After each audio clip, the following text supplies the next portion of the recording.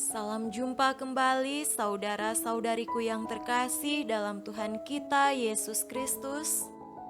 Salam sejahtera untuk kita semua. Berkat Allah yang Maha Kuasa senantiasa menyertai kita. Marilah kita mendengarkan dan merenungkan bacaan-bacaan kitab suci hari Kamis tanggal 5 Mei tahun 2022. Bacaan pertama dari Kisah Para Rasul pasal 8 ayat 26 sampai 40. Kemudian berkatalah seorang malaikat Tuhan kepada Filipus, katanya, "Bangunlah dan berangkatlah ke sebelah selatan menurut jalan yang turun dari Yerusalem ke Gaza. Jalan itu jalan yang sunyi." Lalu berangkatlah Filipus. Adalah seorang Etiopia, seorang sida-sida, pembesar dan kepala perbendaharaan Sri Kandake, Ratu Negeri Etiopia, yang pergi ke Yerusalem untuk beribadah.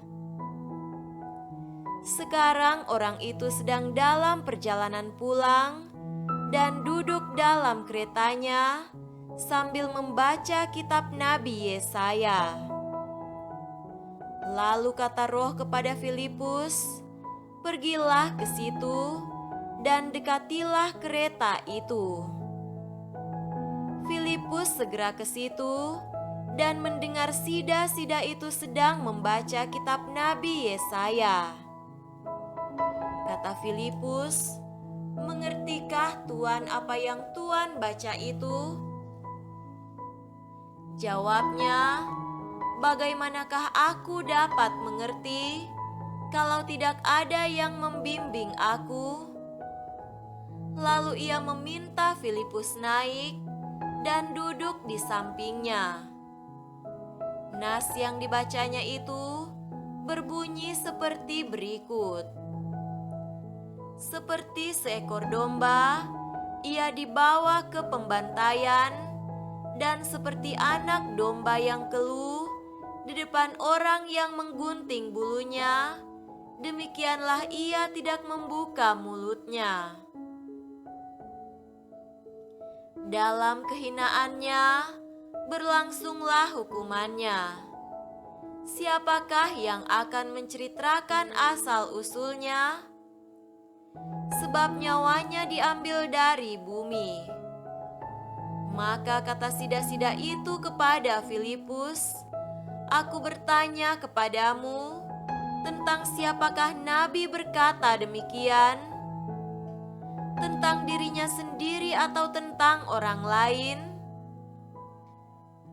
Maka mulailah Filipus berbicara, dan bertolak dari nas itu ia memberitakan Injil Yesus kepadanya. Mereka melanjutkan perjalanan mereka dan tiba di suatu tempat yang ada air. Lalu kata sida-sida itu, "Lihat, di situ ada air.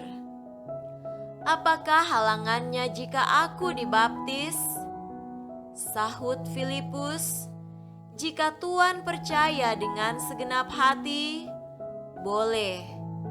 Jawabnya, "Aku percaya bahwa Yesus Kristus adalah Anak Allah."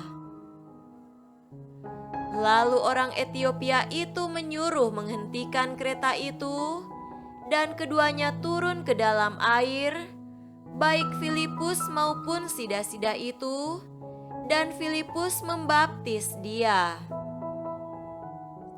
Dan setelah mereka keluar dari air, Roh Tuhan tiba-tiba melarikan Filipus, dan sida-sida itu tidak melihatnya lagi.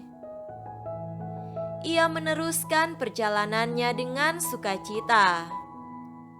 Tetapi ternyata Filipus ada di Asdod. Ia berjalan melalui daerah itu dan memberitakan Injil di semua kota sampai ia tiba di Kaisarea.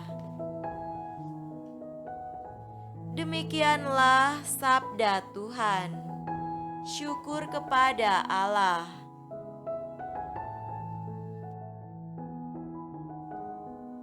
Semoga Tuhan beserta kita sekarang dan selama-lamanya. Inilah Injil suci menurut Yohanes. Dimuliakanlah Tuhan. Injil Yohanes pasal 6 ayat 44 sampai 51.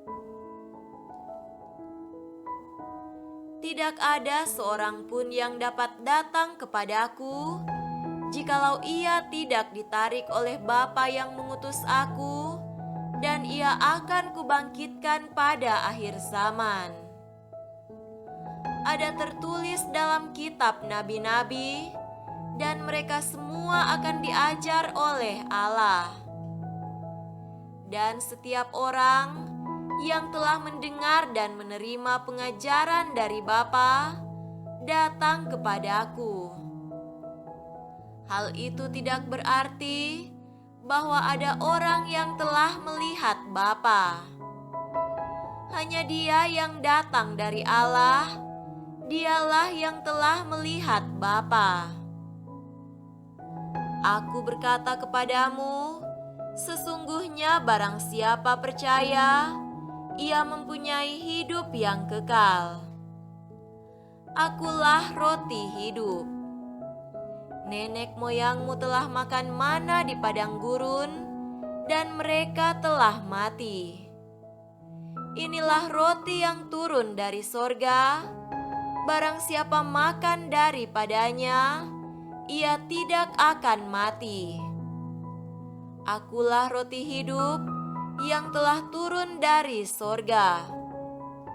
Jikalau seorang makan dari roti ini, ia akan hidup selama-lamanya, dan roti yang kuberikan itu ialah dagingku yang akan kuberikan untuk hidup dunia. Demikianlah sabda Tuhan. Terpujilah Kristus.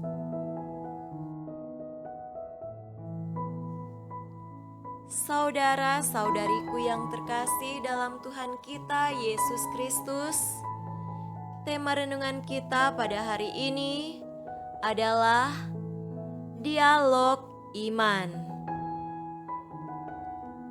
Sebuah relasi persahabatan berawal dari dialog. Jika terjadi kecocokan pandangan, kenyamanan mengekspresikan diri apa adanya, serta upaya saling mendukung satu sama lain, maka relasi persahabatan makin kokoh dan bertahan. Sedangkan suatu dialog yang baru dimulai dan langsung menghasilkan keyakinan bersama, bahkan penyerahan diri, pastilah ditandai oleh kepercayaan yang mendalam dari salah satu atau bahkan kedua pihak yang berkomunikasi. Dalam bacaan pertama hari ini, dikisahkan adanya perjumpaan dan dialog antara Filipus dan seorang sida-sida Etiopia. Sang sida-sida membuka hati dengan membaca kitab Yesaya, dituntun oleh Filipus sampai pada penyerahan diri untuk dibaptis. Di pihak lain, Filipus diutus malaikat Tuhan menuju ke Gaza dan diarahkan menjumpai sida-sida, mengajarnya, serta membaptisnya. Kehidupan baru pun terwujud dalam diri sang sida-sida oleh karena tuntunan Roh Ilahi dan juga oleh karena adanya dialog yang bebas dan terbuka antara mereka berdua. Keterbukaan hati mereka pada tuntunan Roh Allah dalam diri mereka masing-masing kemauan untuk mendengarkan dan diarahkan, serta pengenalan hasrat hati dan melangkah dengan iman merupakan kualitas-kualitas hidup yang mendasari dialog menuju hidup baru. Saudara-saudariku terkasih, dialog semacam inilah yang kiranya terwujud saat Yesus dimintai suatu tanda oleh orang banyak yang mengikutinya, sehingga Dia bersabda, "Akulah roti hidup yang telah turun dari surga." Sebagai roti hidup, Yesus menjadi kepuasan dan sumber hidup hakiki.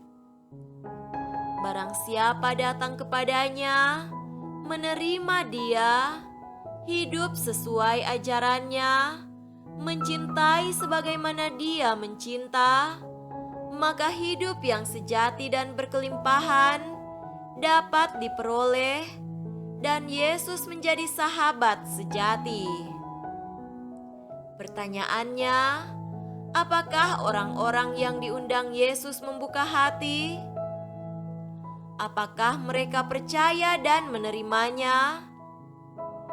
Adakah perubahan yang berarti saat berdialog dengan Yesus sebagai roti hidup?